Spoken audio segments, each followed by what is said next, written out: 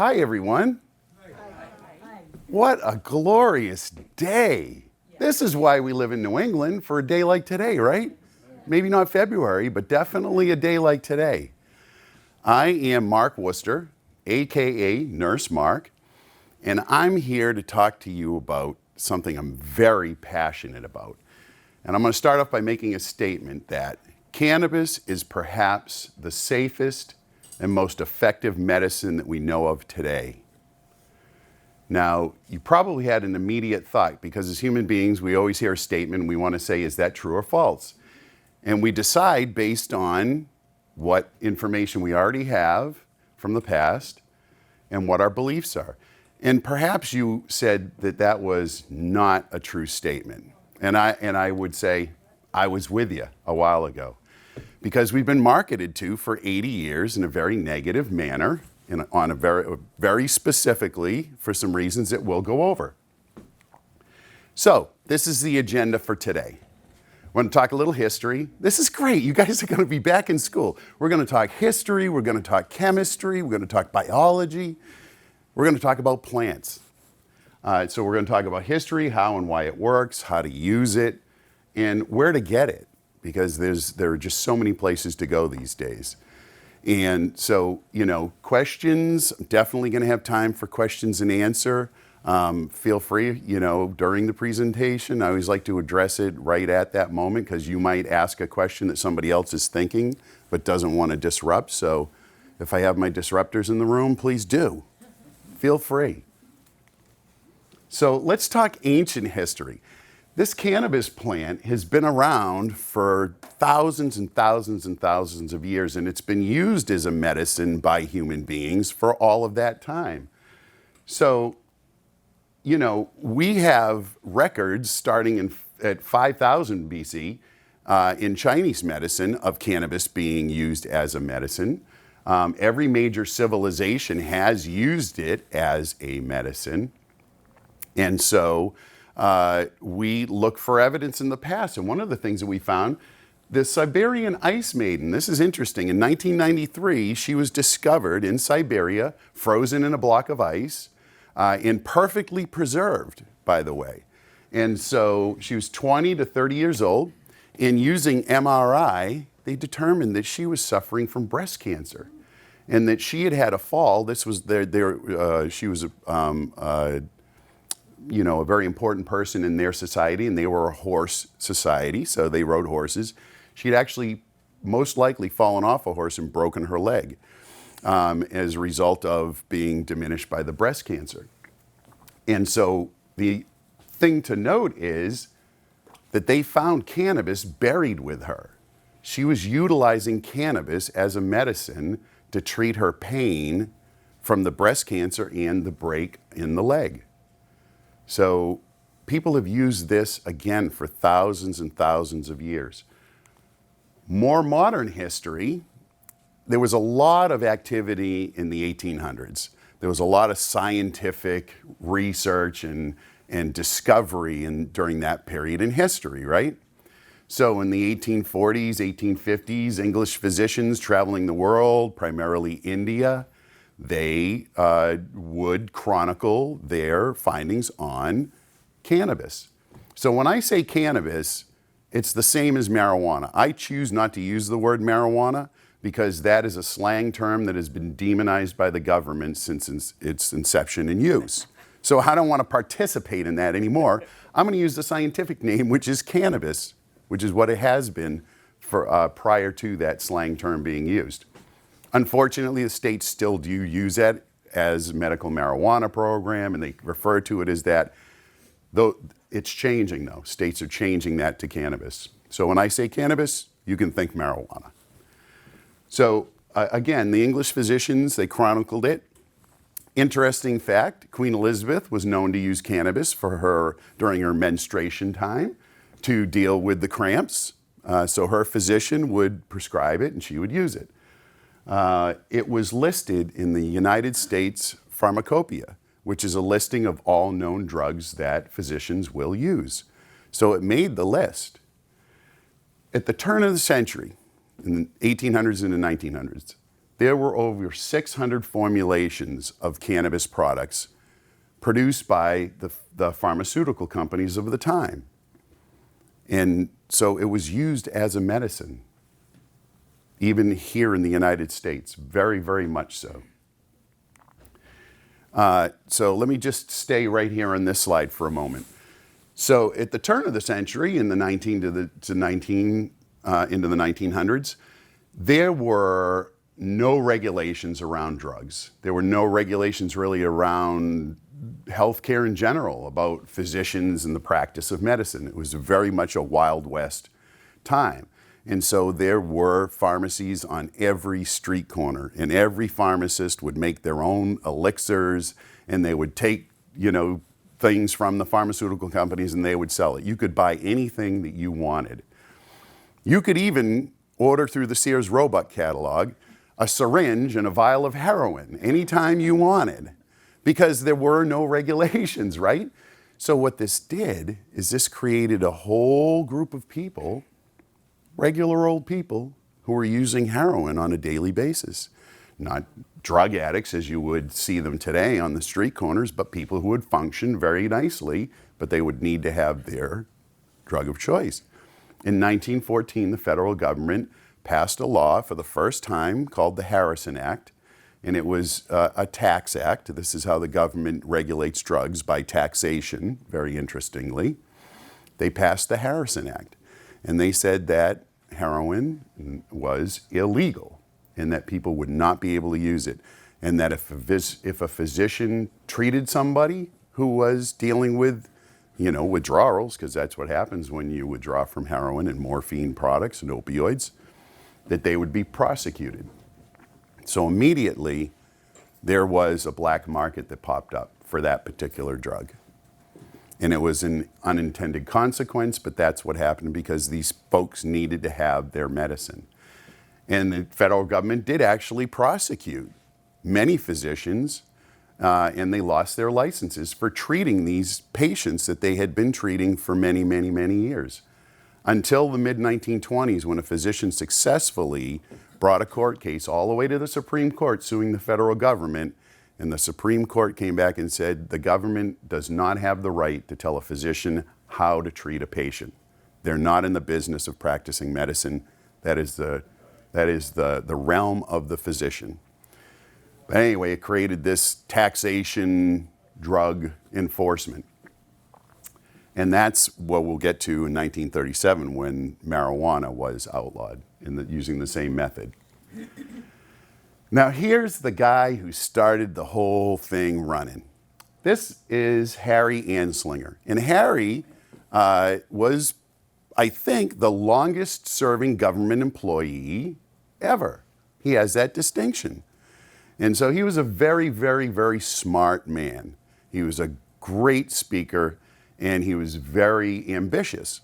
And his job, when he began in the government, was to prosecute people for prohibition, for alcohol prohibition. And so he took his job very seriously.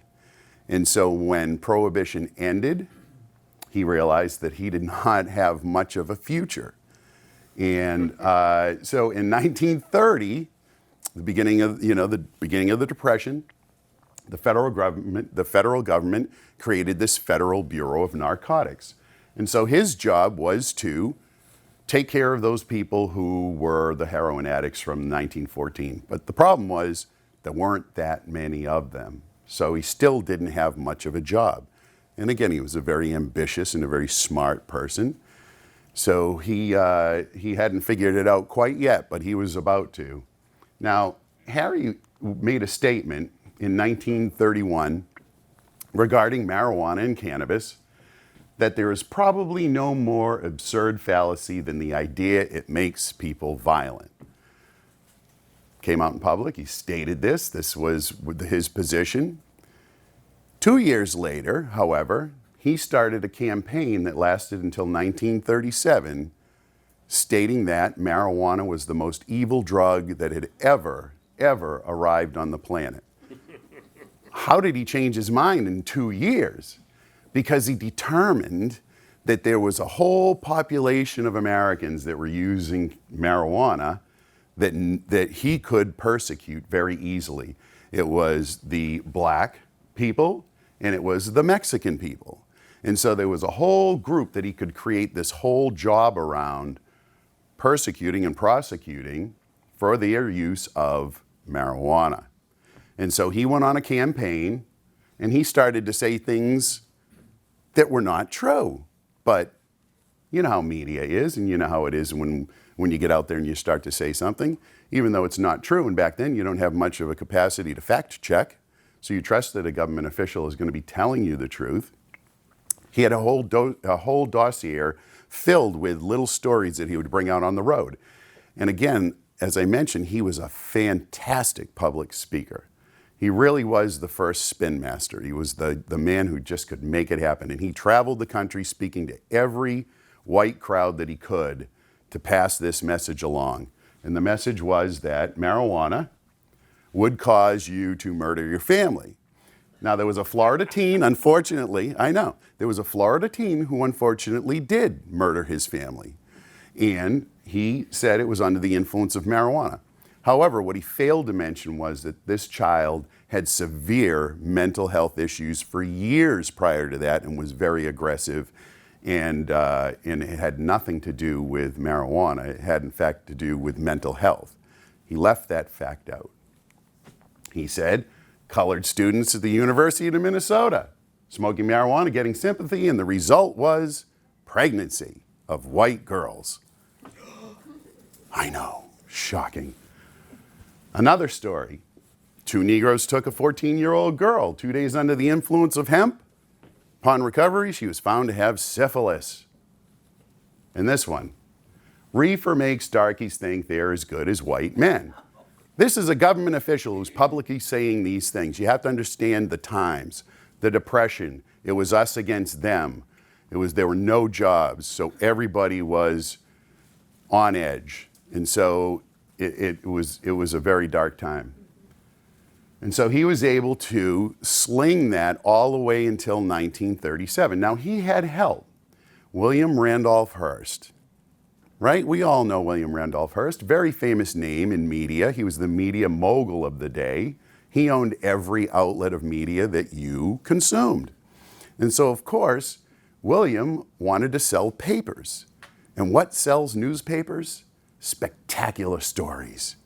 Stories of horrible things. People will buy a newspaper. So he was on board. And they created this whole idea that cannabis, marijuana, was the most evil thing that would ever happen to the United States. Oh, we'll get to him. All right, yeah, we're going to get to him. So it's funny that he's involved. So in 1937, they were able to bring to the Congress and the Senate a bill, the Marijuana Tax Act, that was designed to make marijuana illegal.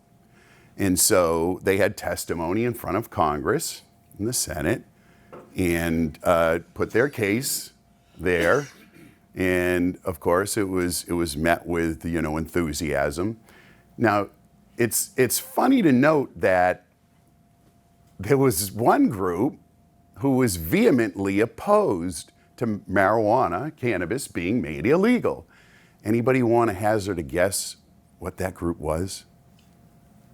The alcohol distributors?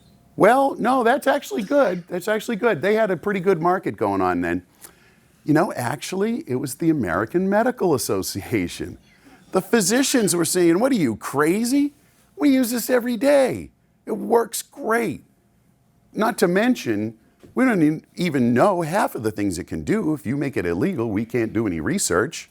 You're going to just effectively take this medicine out of our hands. And it wasn't enough. It wasn't enough. The Senate agreed, and they passed the Marijuana Tax Act, which made it illegal to utilize it as a medicine.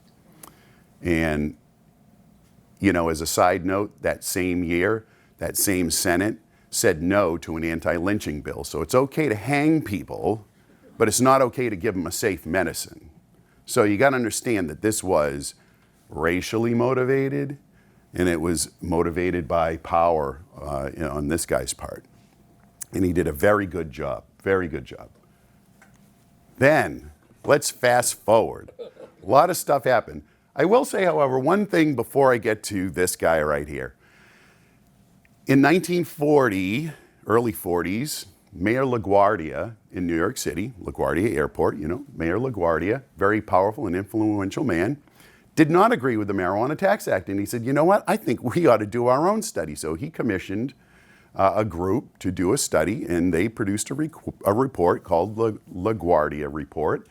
And it said that it's ridiculous that marijuana is illegal because it is truly a medicine. And of course, that was summarily ignored as well. Now we fast forward up to the 1970s. This guy right here, Richard Nixon, Richard Milhouse Nixon. You know, I've been alive long enough to remember him. I remember this scene very clearly on the TV as he said, you know, goodbye, America, I am not a crook. Yeah, well, it turns out he was a crook, and sometimes it goes along with the sort of the roles, you know. And he was a very crafty politician, and also he was a very big racist. He didn't like Jews, and he didn't like blacks, and he didn't like anybody other than, well, probably just himself. He was ultra paranoid. He was just not a great human being. What was his platform in 1968 when he ran? The war on drugs. The war on drugs, America. We're in trouble. We've got these hippies in the streets and these blacks who are running around thinking that they have some sort of rights. Let's get white America back again. So he ran on the war on drugs. And that was the start, really, of the war on drugs. And he coined that term. And so he knew that he had to be a little bit crafty about this. So he would pitch it as, you know, America's going to hell in a handbasket, and it's because of marijuana. It's because of these hippies, and it's because of these black people. We have to do something now. And, you know, the truth of the matter is that it was. This is his domestic policy chief, John Ehrlichman, in 1974, admitting that they knew that there was no problem, that they had to find a way to persecute the blacks and the hippies, and the only way they could do it is to tie them to some sort of drug and scare America. So it was complete and utter nonsense. And so what Richard Nixon did in 1970 is he created what they called the controlled drug schedule, where they will put a drug in a particular category. And so there's Schedule 1 through 5, and it's based on certain criteria. So having to do with the safety and the efficacy of a particular substance. So Schedule 1 drugs, which are the most restricted, are qualified for that by several criteria. They have no medical use, no medical purpose. They can't be used safely under the supervision of a physician, and they're highly addictive. And so on Schedule 1, you have things like heroin, check, that's true for heroin. Methamphetamine, yeah, pretty much so.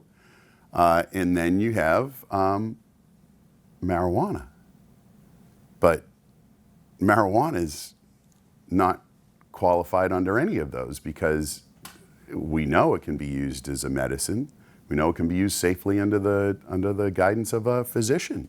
And we know that it's not highly addictive. There have been many studies that have been done about the addictive qualities of the substances that we utilize: tobacco, caffeine, and cannabis, marijuana, and sugar. And it turns out that cannabis, marijuana, is at the lowest end of the addictive scale.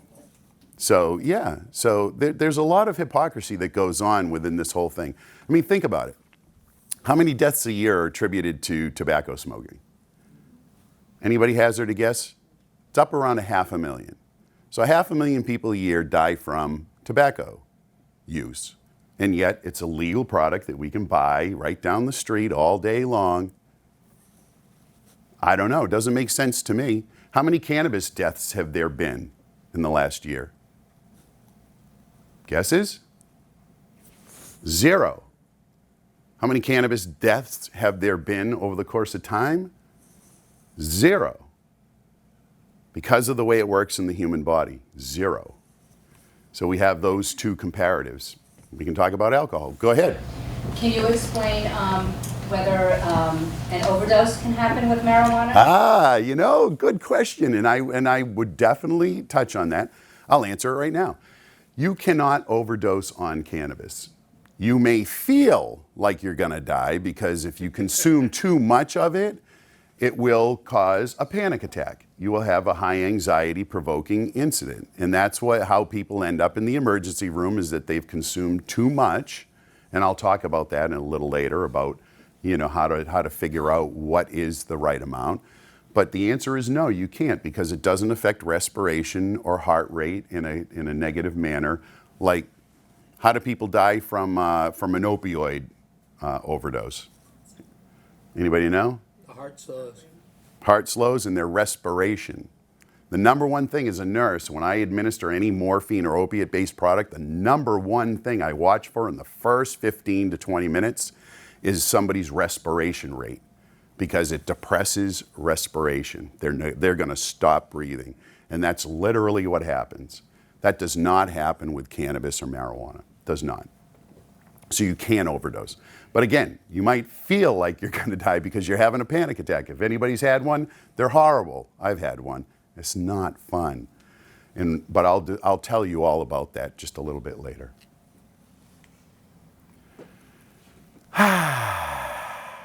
So, this is how it works.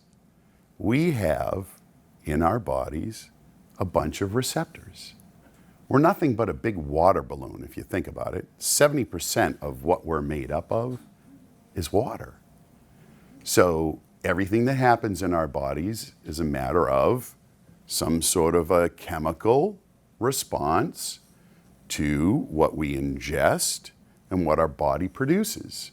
And so on our cells, we have receptors that take these little chemicals and attach to the cell, and then something happens in the cell, and then it transports to the next cell. So it's all just this glorious biochemical happening. And so we know a lot about our neurons in our brains and our neurotransmitters, if we're going to talk about mental health. We know about blood pressure regulation, and we know a lot of things, still very, very little honestly, about the human body, because we're just so complex and wonderful. But we do know some things. In the 1990s, it was discovered that we have what is called an endocannabinoid system, internal cannabinoid system. And it turns out that it's the largest regulatory system in our body, largest neuroregulatory system in our body. It is the master regulator for everything else that's going on inside of us. And we never knew. And the reason that we found this out, of course, there's been a lot of research over the years about why does cannabis, why does marijuana get you high? So there's always been a real interest in this. And scientists want to figure this out. So they start looking at, this molecule, and they isolate it in the plant, and they figure out where it may be working in the body. Well, they discovered that there were receptors in our body, many, many, many receptors, that the cannabinoids, which are what they call, it's why the plant's called cannabis. Cannabinoid is a chemical, it's in it. There are different ones, and I'll talk about them. But in our body, there are receptors for these chemicals that are in the plant.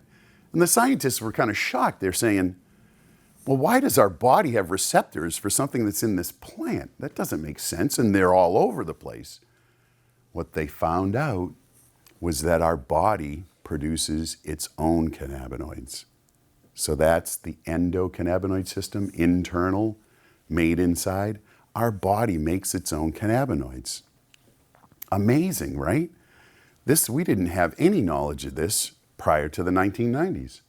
I mean, we had a lot of piece parts, But it all came together then, and now it all made sense.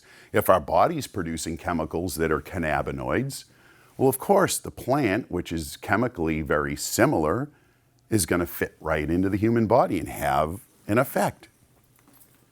So some of the things that cannabis, marijuana, is going to have a positive effect on, sleep. I don't know about you, but I don't sleep so good anymore. I wake up at 3 o'clock, I gotta pee. That's it. I'm getting up out of bed, it's done. So I don't get a full night's sleep anymore. So sleep for me is very important, and I certainly utilize cannabis for sleep. Appetite. You know, we've been using cannabis products as medicine in the United States, believe it or not, even though it's a Schedule I, forbidden to do any research or use as a medicine. There are some exceptions. In the mid-70s, it was utilized. One patient, who I know his wife is a personal friend of mine, she told me all of the backstories of the trials and tribulations that they went through. And so Robert O'Leary, he was the first patient to sue the federal government and said, listen, I have glaucoma. I found through trial and error that this works for me, and I want to be able to use it as a medicine. And he won. And the federal government, from 1975 until the day he died, supplied him with marijuana as a medicine. So he's the same federal government that says it's not a medicine, giving it out as a medicine. I don't know, a little crazy. And so he utilized it for his glaucoma, but they've also been utilizing it with cancer patients, with AIDS patients, people who have a hard time eating. Now, when you're ill, the first thing you don't want to have happen is stop eating, because you're not going to have the energy, you're not going to have what you need to deal with whatever you have going on, whether it's cancer or whether it's AIDS or whether it's some other debilitating disease. Like, eating is an important thing. Well, they found out that cannabis products have this amazing ability to stimulate appetite, and so it's been used. Pharmaceutical companies jumped on the bandwagon and made these synthetic cannabinoids. They're similar to the ones in the cannabis plant, and they utilize those with cancer patients and people who need to eat more, right? So it's been used in that area. One thing I will say, and I'll touch on this a little bit later, there are also some cannabinoids that have the opposite effect, that curb appetite, that help with people who are having issues with weight. So it's amazing. Now, it also has an effect on memory. So your endocannabinoid system has a direct impact on memory and the formation of memories and how you deal with negative memories. Again, so endocannabinoid system in cannabis, sleep, appetite, memory. Mood. I mean, who doesn't want to be euphoric? I like being euphoric. Cannabis, your endocannabinoid system, has a lot to do with your mood. So depression, anxiety, those types of things, right? Think about it. I don't know if there are any runners in the room, but if you've been a runner and you get to that 6 mile mark and you push through, you have this burst of energy and this feeling of, I could run forever. That's your endocannabinoid system producing that cannabinoid in your body and saying, hey, I see that you're pushing us to the limit here and it's going to start to hurt, so I'm going to give you a little something to make you feel good and move you on through. So mood is related to the endocannabinoid system as well. And pain. So pain is a huge, huge deal. I mean, I'm 60. Stuff hurts. Like, I get out of the car and I make an involuntary noise now, like it's a huge effort. Like, I just open the door and I'm grunt to get out of the car, like it's this huge thing. You're 80. Yeah, right. I know it's coming. Yeah. So you can relate. Pain is a huge thing. The endocannabinoid system has a lot to do with pain regulation and how you feel pain. And of course, that being said, cannabis can have a huge impact on pain and pain relief and how you feel pain. There's something that's listed up here. It's called the entourage effect. I'm just going to mention it now and I'll get back to it later. There are over 1,400 different chemical components in a cannabis plant that we know of. Some we don't even really know what they are. But the major ones, the cannabinoids, there are some major ones that we classify them as the amount that are in the plant. So there's some major ones, and there are some minor ones. There are also some other chemicals in there. What the entourage effect really is talking about is all of those together, like the full plant, any product that is created and manufactured, or if you just utilize the product straight as it is, all of those together have a much more powerful impact on you in a positive way. So, think about pharmaceutical companies like to drill down to the final little molecule because then they can patent it and then they can make money off of it. Cannabis is a real game changer for them. They can't quite figure out how they're going to make their money, but they will, because it's all of the components together that have this effect.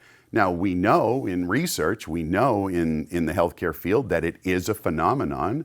However, we don't really know how it works. We'll just go with that it does, and we'll use full spectrum products. In other words, products that have all of the components in there. So far, so good? Okay, I know it's a lot. It's a lot, trust me. And so here we have the endocannabinoid system sort of on display, right? So you have CB1 receptors, the cannabinoid CB, right? CB1, mostly in the brain, and that's the one that the particular molecule in cannabis that gets you intoxicated connects to. So it figures it would be mostly in the brain, right? There are some spread throughout the body, but mostly in the brain. We have CB2, we have all of these other receptors that cannabis interacts with. So when the pharmaceutical company creates a drug, most of the time they're looking for that one molecule to attach to one particular receptor and do one particular thing. I mean, they do have other times that, this drug may connect to other receptors. Cannabis connects to all of these and has an effect in all of these areas because that's what your body's natural cannabinoids do. They interact with all of these. Those are the two primary endocannabinoids, the ones that your body creates. Anandamide, which is Sanskrit for bliss, that's the one that makes you feel good. Like that's the one that boosts your mood, decreases your pain, you just feel good. 2-AG is another one that is more indicative of anti-inflammatory, utilized in the body because, of course, the endocannabinoid system is super tied to the inflammatory process, which, by the way, has been tied to the aging process very much so. So chronic inflammation absolutely has an effect on aging and why we hurt at 80, why we hurt at 60, because it's this chronic inflammation that we deal with over the course of time. I mean, inflammation is a natural body response, right? Very important in the healing process, but it gets off kilter. And, based on what we eat and what we drink and what we breathe, your inflammatory process gets sideways. And so 2-AG and the cannabis plant itself can help decrease that inflammation, which is huge. As I mentioned, there are over 1,400 chemical compounds in a cannabis plant. Now, we've been doing research for 50 years on the cannabis plant or more, just not here in the United States. Where do you think the epicenter of all cannabis research is and has been for that 50-year period? Oh, you know. Go ahead. I've heard you before. Yeah. What do you think? What is it? Do you want me to tell you? Yeah. Israel. It's Israel. Israel has been at the forefront of cannabis research from the start. All of the major breakthroughs in any of this discovery, someone from Israel, some research scientist, has been involved. There is one particular gentleman who is 92 or 3 now, who I have had the pleasure of meeting twice, once in Israel, once in Colorado. I've heard him speak many, many times. He's considered the godfather of cannabis research, and that's Raphael Mushalem. And Professor Mushalem has been at it, his whole career has been about the cannabis plant. And he is just one of the kindest, most gentle, and happy people I have ever had the pleasure of meeting and interacting with. So Israel's 10 years ahead of everybody else in the field of cannabis. Like, the government has supported it, has sanctioned it, they have a fabulous medical program. They can do all sorts of studies. They've done studies everywhere. And I didn't give you my background, did I? Oh my gosh. So, I grew up in the 70s. So, of course, my father was a state trooper. So, being a rebellious teenager, I used cannabis from the age of 12 to 17. But then something happened when I was 17 that cut that short. I joined the Marine Corps. And so when you join the Marine Corps, your drug use stops, let me tell you, right away. And so I became agnostic with cannabis. I didn't use it again for 35 years. Yeah, 35 years. I didn't care if you used it, wasn't for me. Wasn't in my world, didn't need it, didn't want it, didn't care. But I got introduced to CBD products. I was with somebody who had a company, and the more I dove into the research behind it, the more I knew I had to get it. I had to get into this. I had a nursing degree that I didn't know what I was going to do with. I didn't know what I was going to do in the nursing field. I'm an entrepreneur by nature. Had a company for 30 years, sold it, and dove into nursing, and it was cannabis nursing. And so I don't do anything half-baked, no pun intended.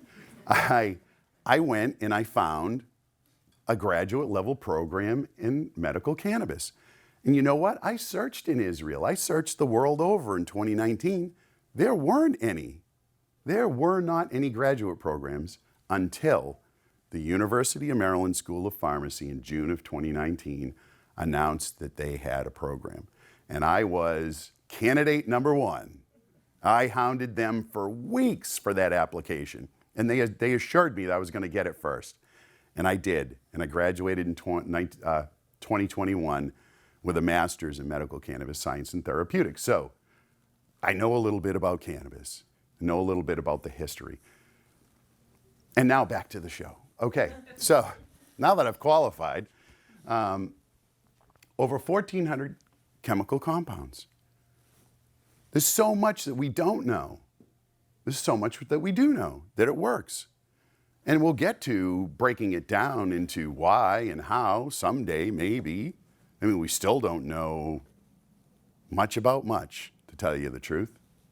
100 years from now, the practitioners of that time will look back at what we're doing today and say, oh my God, they cut people's limbs off. They did these crazy things. They pumped them full of chemicals if they have cancer. Like, they're going to look at what we do and say, silly. Why didn't they know? Just like we do now. I mean, bloodletting's not a thing anymore. Well, except if you have hemochromatosis, which is high iron. They will bloodlet, but but 200 years ago, if you had a cold, you were feeling ill, the doc came in and took a pint off. Said, okay, you should be good now. Crazy. Let's talk about THC. Now I'm going to get into the piece parts, right? So THC, tetrahydrocannabinol. So THC is the intoxicating component in cannabis. It's what has been most studied because, of course, if it's intoxicating, we just have to know why. We have to know why it does what it does. So THC is what gets people high. And so, people are a little bit leery of it. We've been marketed to, again, for 80 years in a very negative manner. I will tell you that THC is a very important component of cannabis. It is what's going to help with a lot of the pain-related issues that you have.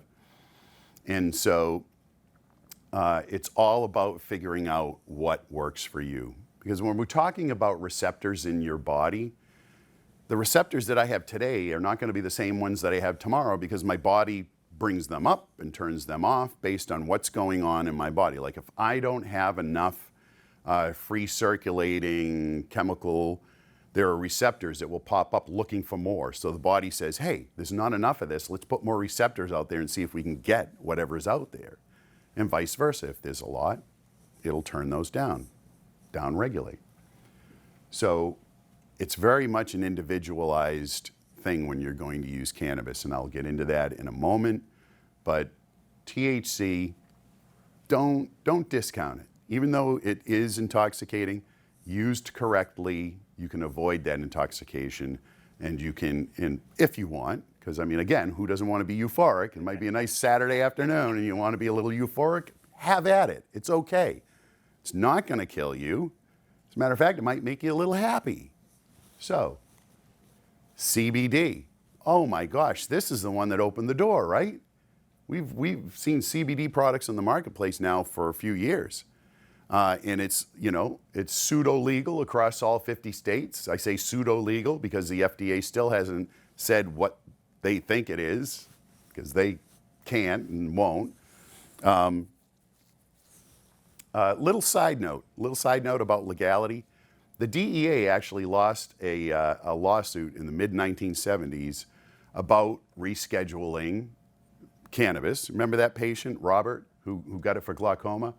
Well, I can't even remember what the acronym stands for. It's the group who advocates for cannabis legality. Sued the federal government in the mid-70s and said, hey, you're giving this guy medical marijuana. It's a medicine. So you have to take it off Schedule 1 because Schedule 1's for non-medicine. You have to put it somewhere else. The DEA, who are the ones who decide what goes on a schedule, they're a completely autonomous unit, lost in the Supreme Court. And the Supreme Court said, yeah, you need to reschedule it. Here's the problem. The court can't force the DEA to do anything. It's an autonomous government agency. So the DEA says, oh, we'll reschedule it as soon as the FDA says that it's a medicine and it's okay. And what does the FDA say? We don't have enough research. Well, we don't have enough research because it's illegal because it's Schedule 1. Do you see the loop that was created here? The DEA says, hey, yeah, we'll do it. Yeah, not really. The FDA has to say, okay. The FDA says, yeah, we don't have enough information because the DEA says it's illegal, so we can't research it. So around the wheel we go, and we're still there today. Anyway, CBD is the first medicine that I can think of that instead of being pushed down from a pharmaceutical company to the masses brought it to the forefront and said, this works, and we're going to use it. And so the way that happened was parents of children who had severe epilepsy, and I'm talking severe epilepsy where they have 200 or 300 seizures a day when they're young. And what that causes is something in the medical community known as failure to thrive. That child will eventually die because when you seize that much, you can't eat, you can't drink, you can't do much of anything except seize. And the medications that we have are somewhat effective.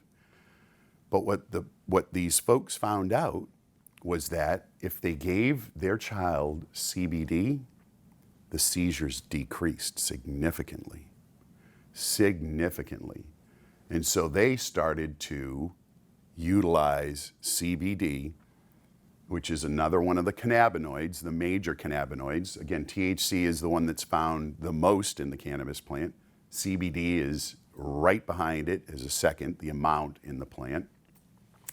CBD is non-intoxicating, so it does not attach directly to the CB1 receptor and cause intoxication. It has other profound effects in the human body. Now, when we're talking about cannabis, it's something that we really need to latch onto here, and I can't stress this enough. It's pleiotropic, which means it has multiple effects in the human body at the same time.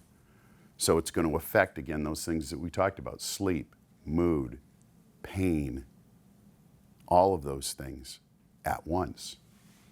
When I was in Israel and I was at this medical cannabis conference, and it's the preeminent one in the world. There was a gentleman, CEO of a research company, a very well-known research scientist, D.D. Mary, and he stated, actually he told a story about a child in Israel, teenager, male, who was severely autistic. And his parents had to put him into a facility because he was very aggressive and combative. And being a teenage boy, he'd grown to the size where he was unmanageable at home. Well, they were able to get him on a particular variety of cannabis. And it's, you know, every cannabis variety has different levels of these particular cannabinoids and things in it. They got that child on a particular variety, very particular. They found one that worked. And that child's aggression diminished. That child's behavior became very manageable. That child was able to go home. The parents were elated. The child was part of the family again. It was a jubilant time. There was an issue, however, that arose. That company that produced that one variety had a bad crop. And so they didn't have that product. So what they did, the physicians, is they found one that was close. Similar variety, looked like it had the same chemical compounds in it, and they tried it. Well, it didn't work, and that child became combative, attacked his mom, put her in the hospital. He was taken out of the home again, put into a facility. They got him back when the company was able to grow that particular variety again. They put that child back on that variety, and it did exactly what it did before, and that child was able to go home again. So my point is that it's specific to you, but it has this capacity to have very profound effects. So figuring out what works for you is going to be important, and we'll get to that. So we have THC, CBD, which these folks brought up and brought to the forefront, and that's how we have it today in the marketplace, is that they were courageous and said, we don't care what you say. I'm saving my child's life. I'm going to use this. It's non-intoxicating and it's effective. And so that's how these products started to make it to the marketplace. And yeah, CBD has so many various mechanisms of action within the human body and so many positive things, very much so an anti-anxiety agent. Very, very good at anti-inflammatory. So, you know, these things are just hugely important. We have minor cannabinoids. These are other ones, again, that are found in less quantity in the plants, but we have CBG and CBN and these other ones that have very specific ways of working in the body. CBN, for instance, is utilized in a lot of sleep marketed products in the cannabis industry. So if you see a CBD product in the marketplace that has CBN with it, that's good for sleep. And it will probably be marketed as a sleep agent. Again, non-intoxicating, you're not going to feel anything other than you're going to be able to sleep, which I think is something critical to understand. The only intoxicating cannabinoid in there is going to be THC. And so figuring out how to manage that particular cannabinoid is the important part. Are you good with me so far? Are we okay? I mean, you know, I wonder because, you know, you're just staring and it is a lot of stuff. And, you know, yeah, you got a question? Then back, I think it was probably in the 70s. Yeah. I think the government was involved in growing this in a couple spots across the country, and they were, to my understanding, the official growers. Yeah. And then that kind of disappeared. One spot. Why did it University of disappear? Mississippi. Why did the government, as I understand it, was producing this for medical research and, you know, all you have to do at that point is figure out your chain going from the field to the pharmacy for distribution. I know. Why did that get cut off and then distribution ended up in the street? Because the intent of the government was to grow the product for research that would produce a negative result. So the NIH, which holds all of the money when you're going to do research, for 25 years said no to any research that would produce a positive result. They only wanted to fund research that would produce a negative result because that would keep the narrative alive. And so, you know, bureaucracies take on their own life, right? And so that's what this particular bureaucracy was involved in. It was the University of Mississippi, which is still growing cannabis, by the way.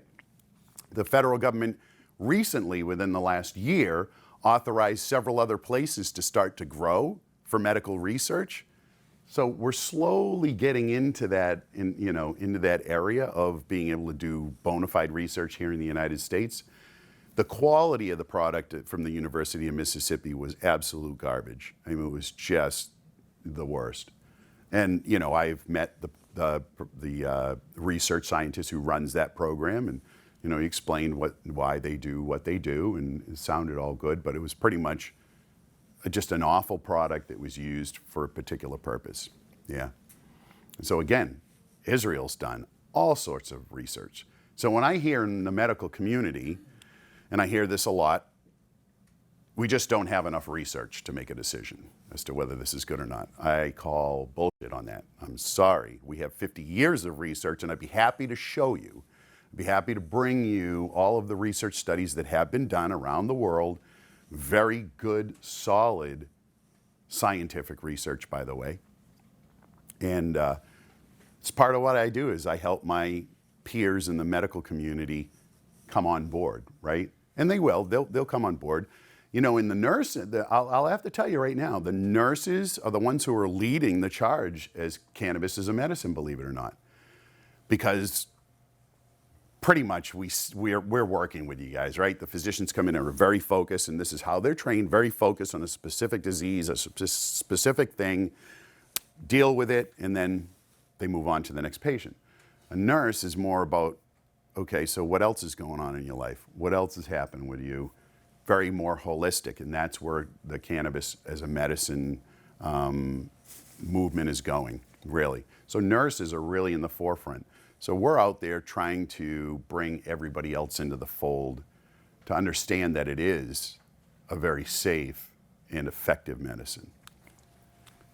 So again, we have minor cannabinoids. Did I answer your question? Yeah. Okay. Believe me, I can go off on a tangent. How much time do we have? Oh, we have like 10 minutes more because they say I have an hour. I could go on all day. Seriously. We have, in the plant, it's a plant. Plants have terpenes, okay? Anybody ever heard of a terpene before? You eat them all the time. They're in every plant. You eat terpenes all the time. So black pepper, that smell of black pepper, that's what they used to train the dogs to smell marijuana back in the day. Why? Because black pepper has the same terpene that the marijuana plant has. So be careful going through the airport with any black pepper in your pocket because it's the same terpene. So terpenes are in plants for a couple of different reasons. Number one, to ward off insects, so they have a smell to them. To ward off animals eating them, so they may have a bad taste. So they're the things that are going to give you the aromas and the scents, right? So terpenes are very important. It turns out, you know, they're in our food. Go figure that they'd be healthy for us, right? Terpenes are healthy for us. Everything we ingest is just going to be turned into a chemical that our body's going to utilize. Plants have terpenes. So terpenes you've been consuming for your whole entire life. Cannabis has terpenes in them. And some of the terpenes we've been able to really identify what's going on in the human body. So there are some that do specific things. And so we try to look to cannabis plants that have certain levels of terpenes in them for specific things, like myrcene. Myrcene is a terpene. If you have a cannabis variety that's high in myrcene, it's going to be more sedating than, say, another variety. So you can see this gets so intricate. This gets so involved. And your physician's not going to want to get involved in this. Frankly, they're going to want to say, I'm going to give you this pill, now go home and try it. That's what they've been trained to do, and very effectively. I'm not maligning pharmaceutical medications at all. I take amlodipine every day for my hypertension. Keeps me from having hypertensive issues later on in life. Works for me. So we have terpenes, we have other things. We have flavonoids. This is another type of chemical that's in all sorts of foods. It's just found resident in the vegetable world. Very positive. And so a lot of research has been done on flavonoids because they've been in food. So terpenes and flavonoids have been studied for a long time to try to figure out what's going on. Remember I said the entourage effect? All of these things together make the plant work better. We don't know how, but we've done research. Like there were studies done that said, okay, where are terpenes connecting to in the body? What receptors? Are they connecting to the same cannabinoid receptors? Turns out no. They're not quite sure where they're connecting to, but they're having a positive effect. The important thing to note here is they're not having a negative effect. Yes, ma'am? Can cannabis be addictive?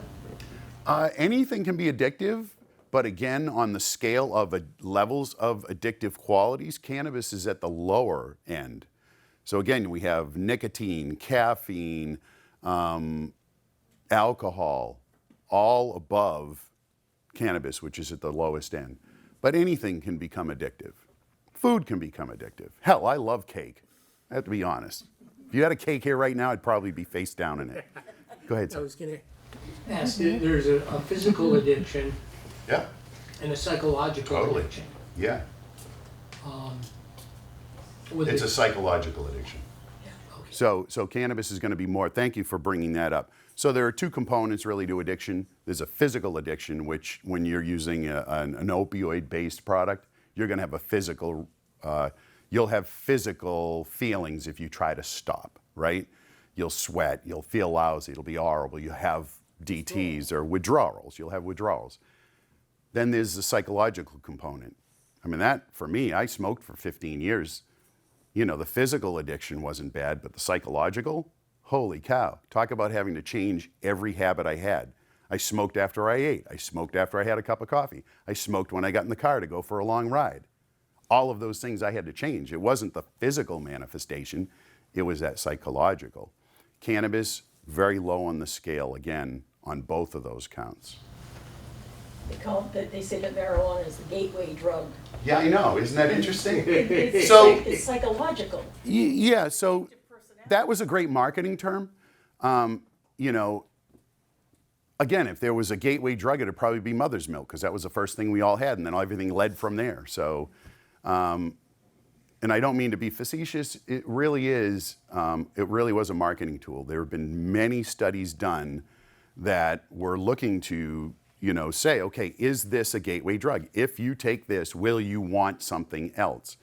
The answer is no, it's a fallacy. There is no such thing as a gateway drug. You may have a predisposition to addiction of all sorts. You may pick what your addiction is. Some people are addicted to exercise, and I have seen that. Some people are addicted to food. Some people are addicted to, pick it. I don't know. It's just how the human brain works, right? So again, there is no such thing as a gateway drug. That was a great marketing tool. It was used for a long time. And you had another question? You have a question? If you go to the 1,400 chemical compounds in it, Yep. if you took, and you're growing some cannabis in your backyard, Yep. and I'm growing some in mine, Mm-hmm. they're gonna be different, I would assume. It can be. Yeah. So if you've got a lot of different people that are in the industry, and some are, you know, selling it through a store in Millis, and some are selling it down in Medway or wherever, Yep. each one, I would assume, is gonna have different blends and everything else. There, you know, I was astounded, to be honest with you, I was astounded at how scientific the grow of cannabis and hemp is. It's just, it's an amazing science. So when you're talking about these dispensaries and their grows, they're very much scientifically using a very specific genome plant.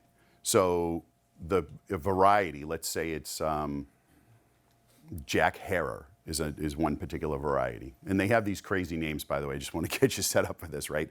There's some crazy names because stoners were the ones who named these varieties. You got to understand.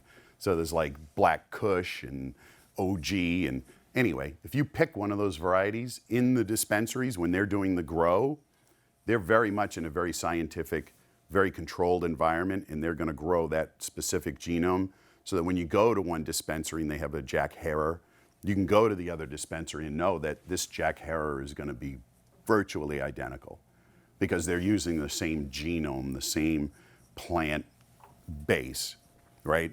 And so it is very scientific. Now, you and me in our backyards, we'll cross-pollinate and we'll create some crazy thing. Yeah, and it might be different, for sure.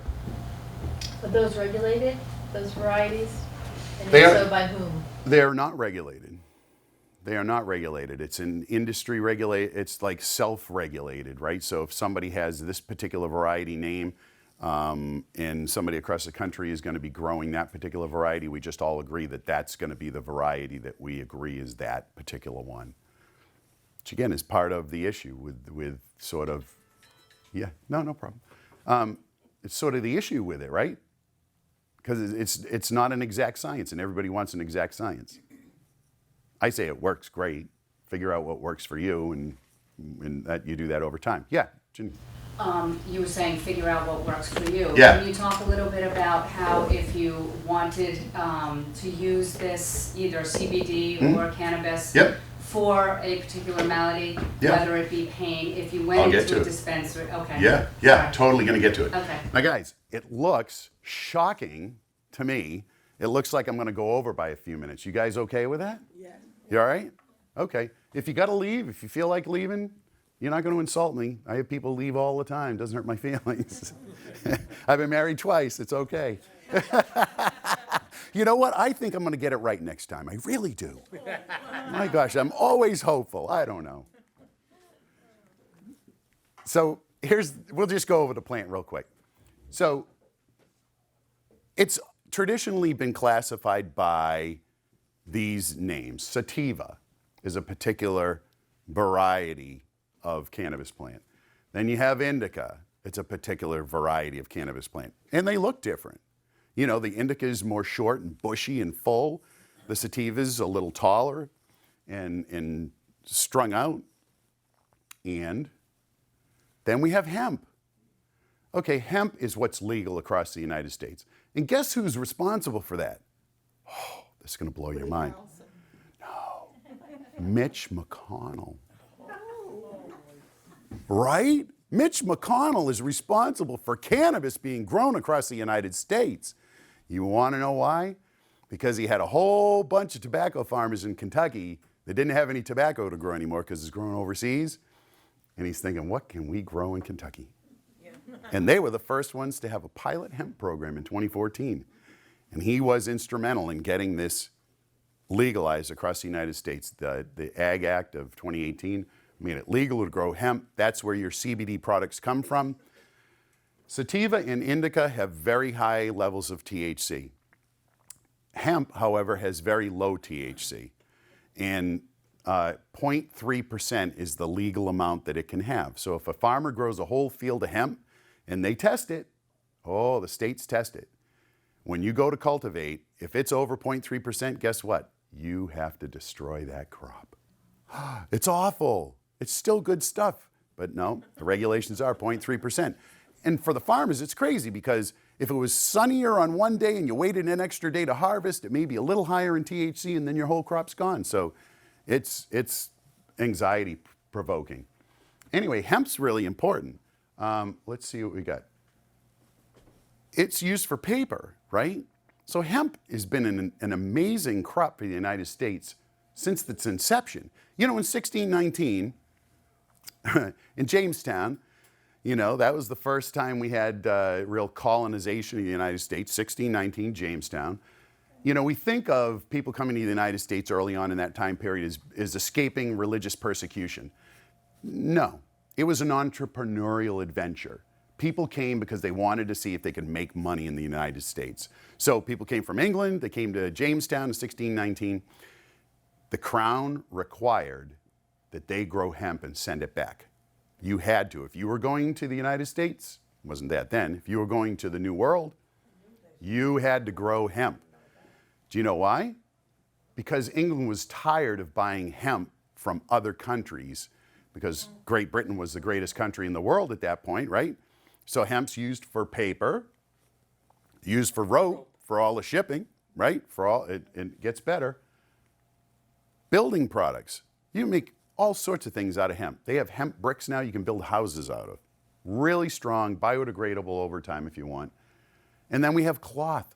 All the sails of all the ships of all the British Empire were made from hemp. And so you had to grow hemp. Interesting fact, the first Bible on Gutenberg's press, hemp. Hemp paper. The first flag that Betsy Ross put together, hemp. We were flying cannabis flags. Whoa! Who knew? Right? Crazy. Hemp was an important crop, is an important crop. And hemp, the difference is sativa and indica, they'll grow 5, 6, maybe 8 feet tall. Hemp will grow to 20 feet. That's a lot of biomass. Now, they want to use it in the cattle industry. They want to start feeding it. The federal government won't let them yet, but that's a great source of feed. Let me ask you a question. That's a good lead into, can you get high from eating a raw cannabis plant? Anybody know? The answer is no. You can eat bales of raw cannabis and you will not feel anything other than maybe you'll feel less achy because it's a great anti-inflammatory. If you can juice raw cannabis, if you decide to grow it in your backyard and you want to juice it, it's great because the precursors to THC, which is the intoxicating, and CBD, are what's called acidic forms of the chemical. And it gets converted by heat. So when you're going to take a crop and you're going to utilize it to have that euphoric feeling, or you're going to create products that have that activated THC, you have to heat them, 235 degrees. So that's why when you smoke cannabis, it converts it. Yeah, it's great. It's great. Wild. Here's health and wellness. Holy cow. All these things. There's been a lot of studies around COVID and cannabis. There's some evidence that it has a positive effect. I know. Anxiety, pain, anti-inflammatory, anti-cancer. We'll talk about that just a little bit. And then we have all the precursors, those acidic ones, right? Non-intoxicating, every single one of them, but great anti-inflammatory agents.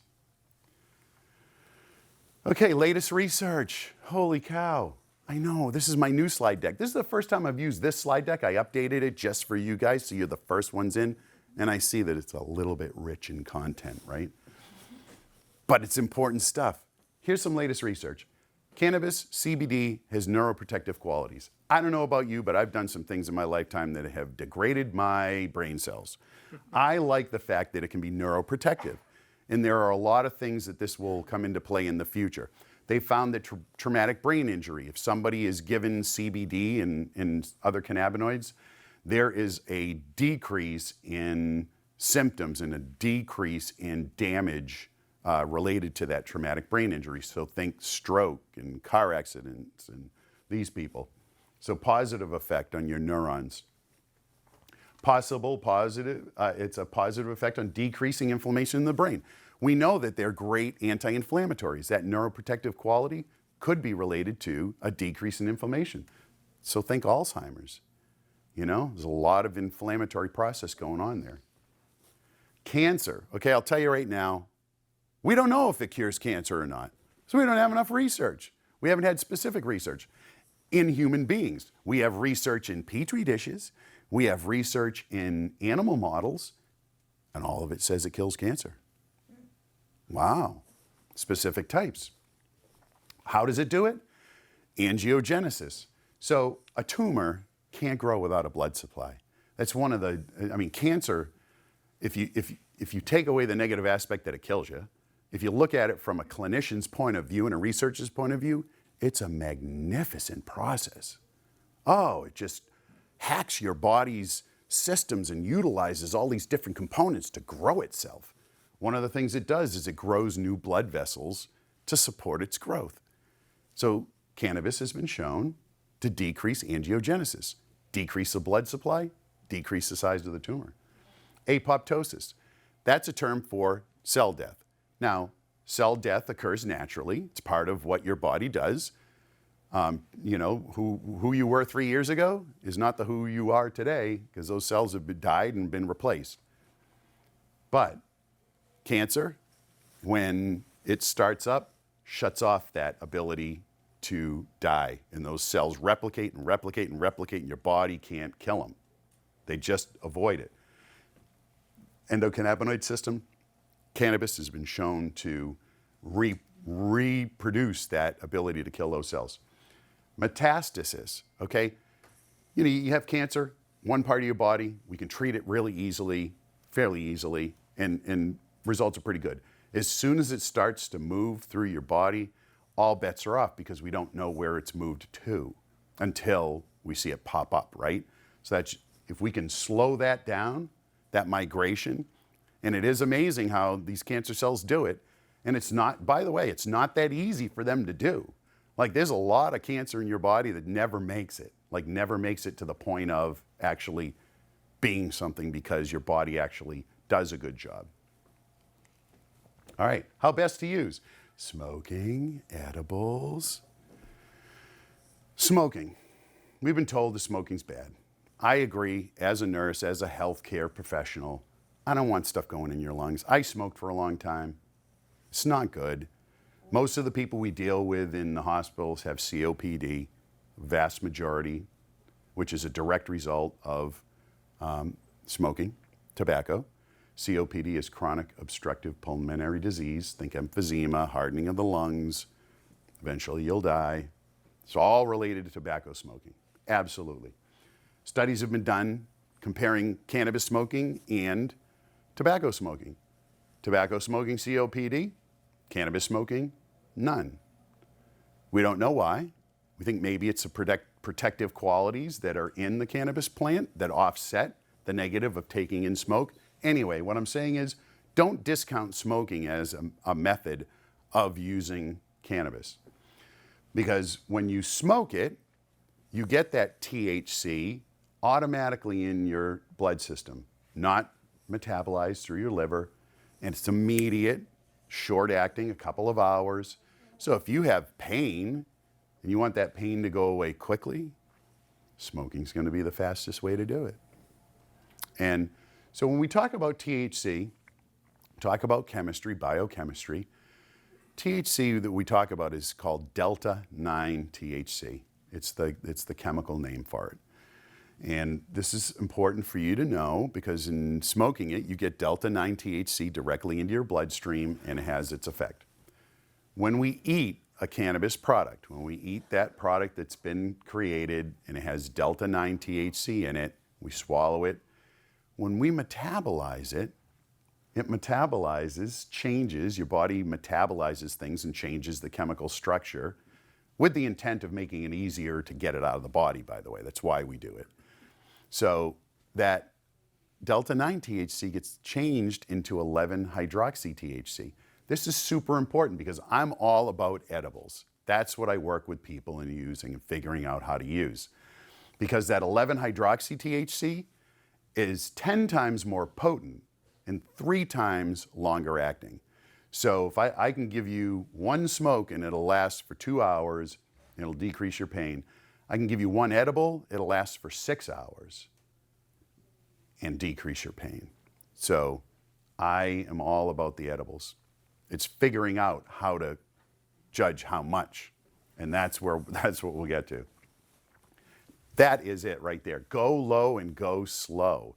That is the mantra. If nothing else, if you're going to try cannabis products, that is what you need to know. Go low and go slow. So in the dispensaries, they create products that have like 5 milligrams THC in them. 5 milligrams is a fairly small amount. On average, most people can take that. We don't know. You don't know what year is. I equate it to this. When you first started as a teenager, or whenever you started having a drink of alcohol, there may have been a time or two that you had an adverse situation occur, where you figured out that 4 beers was not the right amount, and maybe should have been 2. It's the same with cannabis. We're starting off here. We're figuring out where you should be. So I always tell people to start off at like 2.5 milligrams and see where you go. And I say, take it before bed at night. See how you feel. Take it on a Saturday or Sunday. See how you feel. Yeah. See how you feel. So again, there's so much to it, and go low and go slow is the most important thing, I think. CBD, however, sure, I'll get to your question. CBD, you can utilize without any fear of intoxication. So feel free to give that a whirl. If you find a quality CBD product, they do sell them in dispensaries. There are quality ones online. Don't buy it in a gas station, please, for God's sakes. All right? 7-Eleven and the gas station aren't selling good stuff. Sir?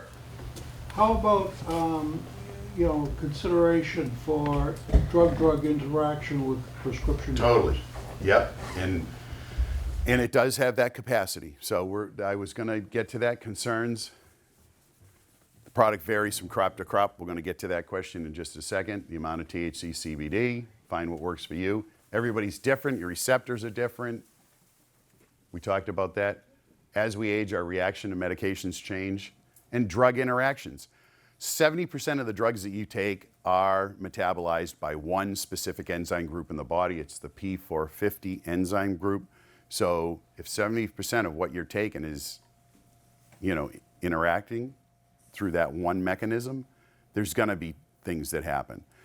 Cannabis, CBD, is an inhibitor. In other words, once you take it, it's going to tie up that enzyme for a while. So if you're taking another drug at the same time, it may not be able to be processed. So that could mean that you have that drug in your system at a higher level for a longer period of time. It is a concern. You want to be able to offset, like if you take your medications in the morning, probably want to take your cannabis later on in the day. Again, it's something you want to check with your physician about. You want to talk to, I would be honest with your physician. If you say you're going to, you got nothing to lose. If you say you're going to start cannabis products and try them out, you definitely want to have your physician on board with this. Again, there are many more who are open to this and supportive, very supportive. Yes? On that note, Mark, could you talk a little bit about the difference between recreational and medical? I will. Yeah. So where to buy? Dispensaries. Great segue. Great segue. So where to buy? There are 2 types of ways to get it. Medical, you need a medical card to get it. And I suggest that that's the route that folks go if they're going to use it. I'm going to show you. And there's recreational. So in Massachusetts, we have both. Many states are coming on board. Over 30 some odd have some sort of cannabis access. We in Massachusetts have a very good cannabis program. It was very well thought out. It took several years to implement after it was passed. It was thoughtful. I'm proud to be from Massachusetts and travel the country and talk about our program to others because other states are horrible, horrible, horrible. We have access to good quality products. And so again, you can walk into a recreational dispensary today, show your ID, and buy a cannabis product. You can. The same. Yeah, well, there are different products within the medical side, and they are required to have a certain amount of the product on hand. In the recreational dispensary, you may find something that works for you and you like it. You go in and they're sold out and you don't have access to it. Medical, you're pretty much guaranteed to have that product on a regular basis. But you do need to have a medical card. It's very easy to get one in this state. And again, I think it's a good thing to do. Here's a good dispensary. So if you were going to get something from a dispensary, In Good Health is a great dispensary. And guess what? In Massachusetts, you can have it delivered to your home. You don't have to go. Here's the positive thing. When you go into the dispensary, there's a salesperson behind the counter. And what's a salesperson going to do? Suggestive sales. Yeah, they're going to sell you stuff that you probably don't need. That's why when you're working with a cannabis practitioner, again, there are a lot of us around out there. when you work with somebody, we help coach you and you decide what is appropriate for you. But we coach you with the knowledge of how it works and what the products are. In Good Health is a great dispensary. Yes. Historically, getting a medical card has been very difficult in the state. How has that improved? It's a matter of one appointment with a certifying practitioner, and you have that card in. But where do you get a certified practitioner? Because you're, like your primary or maybe even a specialist is not going to do it. No, they're not going to do it because they haven't registered with the state and they haven't been educated. Honestly, I have more education than 90% of the physicians that are in this state right now. So how would one go about that if they wanted to? You can take my number at the end or email me because I do medical card certifications. Because you're right, they're not gonna point you. Now, I'm an entrepreneur, so what am I thinking? I'm thinking every primary care provider in the state should know that I provide certification for medical cards because they're gonna get asked more and more. They are, and they're gonna have to have an outlet. Is there a fee for this card? There is no fee with the state. There's a fee to certify with the provider. Yep. And there are differences. There are some providers who will certify you and just certify you. They'll do a little bit of consultation and then they'll say, here, just go and try this. And go ahead. So why get a medical card if you can go to a dispensary? 30% tax. 30% tax, higher quality product on the medical side, guaranteed inventory. Yeah. Yeah. I think it's Will you give us the name of one of those certified? yeah, absolutely. Thank you. Yeah, Do those cards need to be renewed every year? every year. Continued, okay. Yep. Because I know initially, this happened several years ago Yeah. to me, but Right. it was like $200 a year. No, it's not. It depends on the provider. Again, there's no regulations, there's no price, like whatever somebody wants to choose. There's a provider in Brookline that charges $300 because he's in Brookline. And then there's, we charge $150. And then when it's a renewal, it's $100. I see, I thought it was Right? hard. So those are your costs for a medical card, which is great because the state, again, has been very good. In Florida, you have to, and this is all done via telehealth. You don't have to come into somebody's office. So you can do it over a computer connection. You can do it over the phone. You can have these certification process done that way. So what are the requirements for being certified? I'll show you. Okay, we talked about delivery. These are the qualifying conditions: cancer, glaucoma, HIV, hepatitis C, ALS, Crohn's, Parkinson's, multiple sclerosis. And here's the key: and other debilitating conditions is determined in writing by qualifying patient's certifying physician. I don't know about you, but I got stuff wrong with me. There's something that falls into a category with this, right? It was by design that it's left up to the clinician and you to decide what qualifying condition that you have that's going to allow you to have access. And again, it's kind of crazy to think that they're going to limit access to a medical card, but you can go in and buy it off the street, which is the similar, right? For anybody can do it. So why limit based on these? This is where some of the states get really crazy. They have like a very narrow window of what qualifies, and it shuts people down from having access, which is terrible, right? So any other debilitating disease, chronic anxiety, chronic pain, chronic pain, yeah, a lot of these things. So here's the process. You get a certification. You meet with that nurse practitioner or physician who's registered with the state to certify for medical cards. You'll receive a PIN, all right, to your email address. You'll receive a PIN along with instructions on how to register online. Sometimes I help people with that process because it can get a little bit crazy sometimes. You complete your application and you will immediately have a temporary card that you can go to a dispensary. You don't have to wait. 2 weeks later, you'll get a hard card in the mail And that is what you will use to go to the dispensary. And so again, you have to be a resident of Massachusetts. You'll get your card, and you're eligible to go as soon as you have your temporary card. Bye, guys. Sorry I went over. And you want to meet with a certified cannabis specialist. Yeah. You need the card specifically for what and. It's for you specifically. Right, but depending on where I go, I need a card or not. You need a card. If you have the medical card and you want to go to a medical dispensary, you need to bring that card with you every I just time. want to go to the guy that's on the corner of the street. You can just do what you do. Right. Yeah, you can go to a recreational dispensary, absolutely. Yep. 21. Just Yeah. made it. Yeah, you do have to be 21. Just made it. Now, here's the thing. I meet with people all the time and coach them, and they don't even have a medical card because they just want to buy it recreationally. They'll go in, they'll pay the tax, they want to try it. I coach. I help people determine what they want. Just to note, people Yeah. from Massachusetts who go to, say, Florida for the winter, Yeah. they don't have the recreational facilities down there. They don't. But they have the medical ones. So Yeah. it's cheaper than medical. Yeah. But the cards are not reciprocal yet.